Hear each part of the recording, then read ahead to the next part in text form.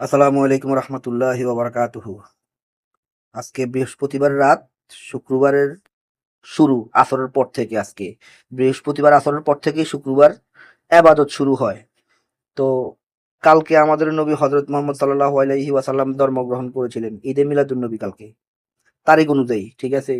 তো আমরা আজকে বৃহস্পতিবার আসরের পর থেকে আসুন আমরা কেউ গান বাজনা না করে আমাদের নবীর শানে ওরস না করি, কিন্তু আমরা জিকির, দরুদ এগুলা পাঠ করে সময় পার করতে পারি। যেমন আজকে রাত্রে তাহাজ্জুদ পড়তে পারি, নফল আবাদত করতে পারি নবীর শানে, নবীর ভালোবাসায়। যেই নবী না হলে পৃথিবী সৃষ্টি হতো না। আমরা সেই দোজাহানের বাদশাহ হজরত মোহাম্মদ সাল্লাল্লাহু আলাইহি ওয়াসাল্লামের উম্মত। আমরা কি করি, কি করতেছি? ওনার দাঁত মোবারক শহীদ করেছেন আমাদের জন্য, কত কষ্টই না করেছে, কিন্তু আমরা স্রেফ বিন্দু পরিমাণ গান বাজনা ক্ষণিকের ভালো লাগাটা আমরা ছাড়তে পারি না।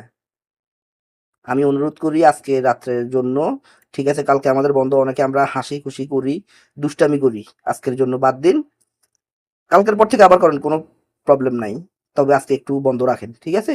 সবাই আসুন আমরা নামাজ পড়ি, নবীর শানের দরুদ পড়ি, জিকির করি, তাহাজ্জুদ পড়ি, কেননা ফজরের নামাজ পড়তে হবে।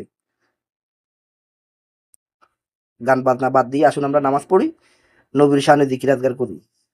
তাহলে আমাদের নবীও খুশি হবে, আমাদের নবী খুশি হলে আমাদের উপরওয়ালাও আমাদের উপরে খুশি হবে। আমি জানি আমি ছোট মানুষের ভিডিও কেউ দেখবে না, আর আমার কথা শুনে কেউ গান বাজনা বন্ধ করবে না।